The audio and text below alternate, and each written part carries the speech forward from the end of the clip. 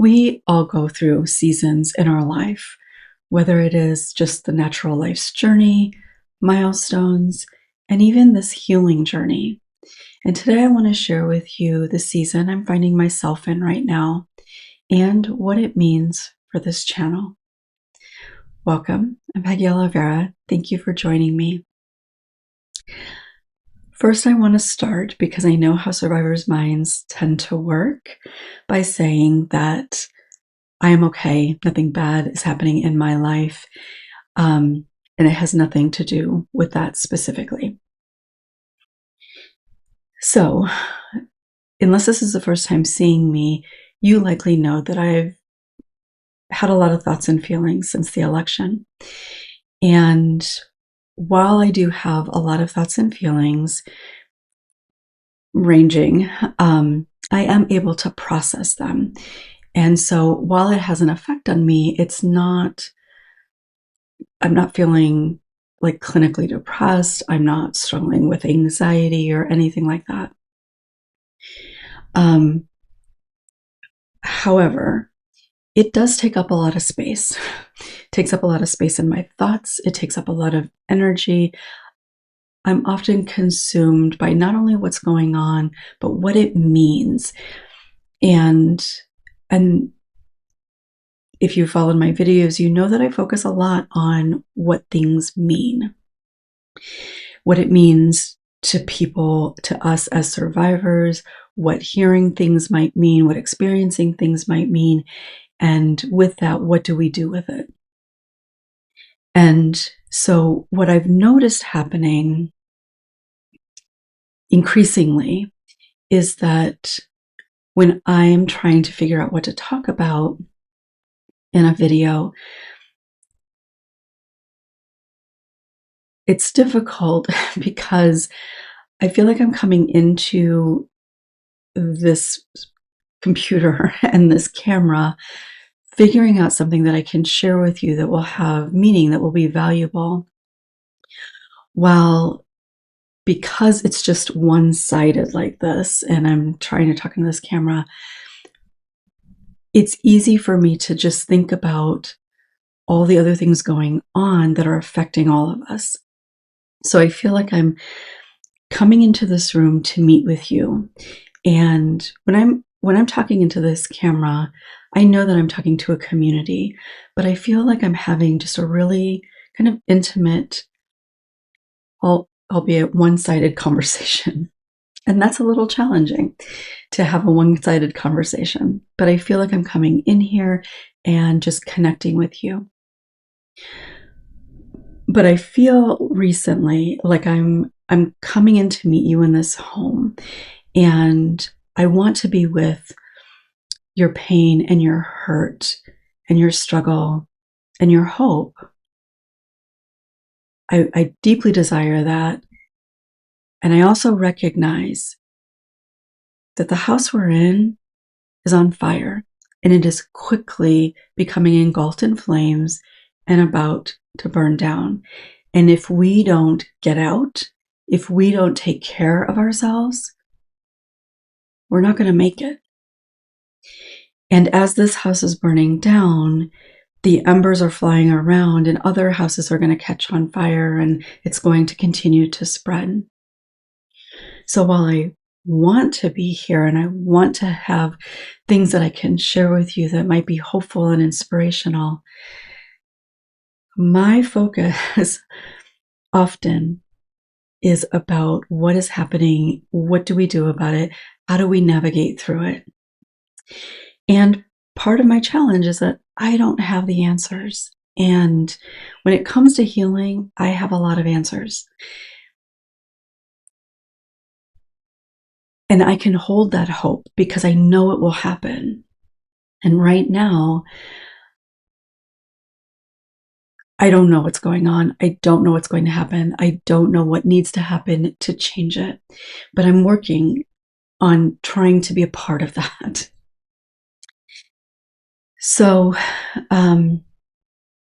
with all of that, and this is maybe an important self-care reminder for you as well, that with all of that, I have made the decision to cut back on the frequency in which I am sharing these longer videos with you.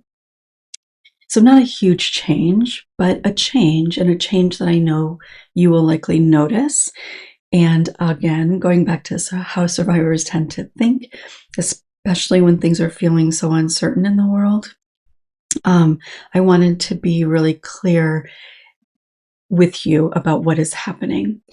So, the truth is, I don't know exactly what it's going to ultimately look like, but what I'm thinking right now is I will still be able to share a couple of videos a month. Some months there might be more, some months less. But that's kind of what I'm thinking. And I'm thinking that I will have the capacity to do that because there are still things that I see or hear, things that come up in sessions sometimes that help me feel like, oh, I think that this could be valuable. So I still want to connect here. That's not changing. It's mostly about not feeling the pressure that I'm putting on myself, the pressure to come up with something to say that seems like it has enough value to publish every single week.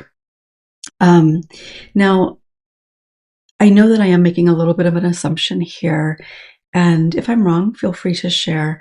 But that assumption is that I want this to continue to be a container in which you feel safe and supported, and I know that you come here for hope and inspiration and information around healing from childhood trauma. And I want that to be what this space continues to be. And so if I were to come in here every week and just kind of share where my mind is at the time, it would end up being a lot about what's going on right now. And when I think about that, I feel like if that's what it often tended to be, it would take away from what this container is. And again, you may not feel that way, and I would love to hear from you either way, really. Am I making an error in that assumption, or do you think that that would be potentially the case? You're not going to hurt my feelings either way. So that's really kind of where I am. I have considered the possibility of maybe trying to do a YouTube live every once in a while, because when I'm engaging like in real time with somebody, it's a very different experience because I don't have to come up with something to share with you that I think you might find valuable. I'm getting real time feedback. We're having a conversation. So I can be fully present, just like with my clients. I am fully present and engaged, and I enjoy that interaction. It fuels me, actually. And the same can happen often on a live. So if that's something that you think that you would be interested in, let me know that as well. The truth is, it's been a long time since I've done a live, and I don't know how YouTube is kind of pushing them out now, but I've historically gotten quite a decent amount of engagement on them. So the other part of this that I wanted to talk to you about is that I'm not pulling back fully and completely, right? I'm still going to be showing up here about a couple of times a month. And I also decided, because I do want to talk about these things, that I'm going to give Facebook another try.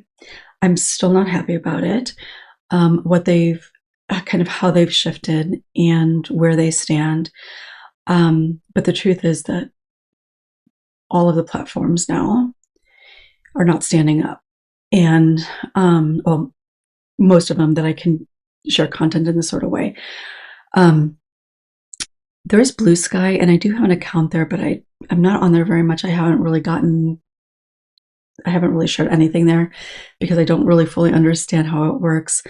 And there is Substack, and I have considered the possibility of Substack, but going back to Facebook, I feel like I don't have to be really consistent on Facebook. And I feel like because the container is a little less kind of formal in a way, that I can just kind of share where I'm at.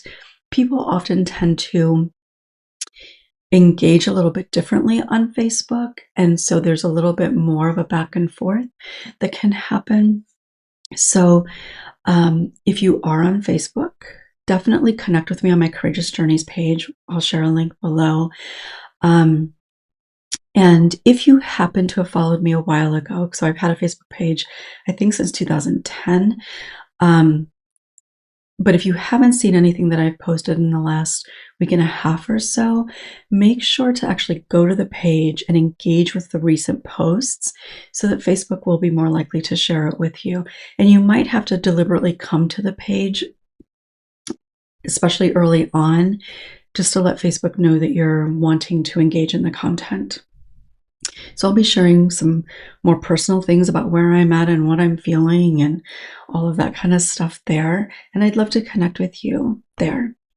Also, I will still be doing a newsletter, probably a couple times a month as well.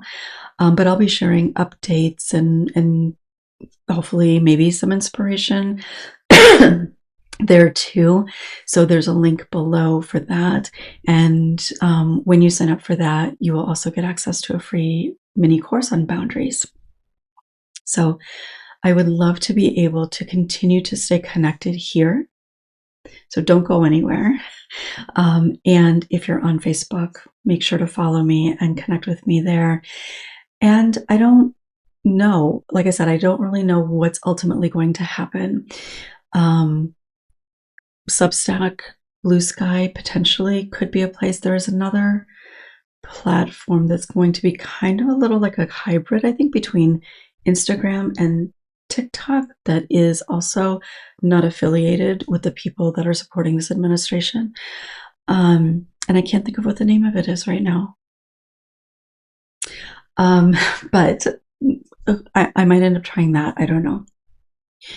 So I'm still going to be here. I still hope to connect with you. Connect with me in the other spot, and certainly make sure you're signed up for my newsletter.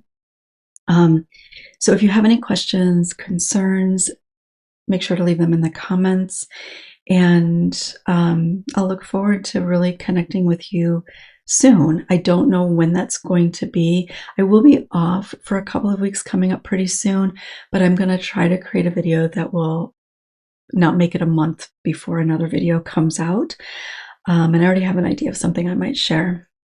So I'll look forward to connecting with you. And I do want to say how grateful I am to all of you who watch my videos, and especially to those of you that engage in the comments. I've been trying to do better with staying up to date, I guess, with more recent comments or comments on more recent videos. I get people that leave comments on really old videos, and I haven't caught up with those, and I apologize. It still means so much to me that you comment on however old the video might be, and I value the comments. And I'm honestly kind of thinking that maybe not having that pressure to show up and create something every single week might also free me up a little bit to be able to communicate better in the comments here too. So thank you all for being here. I will look forward to seeing you very soon.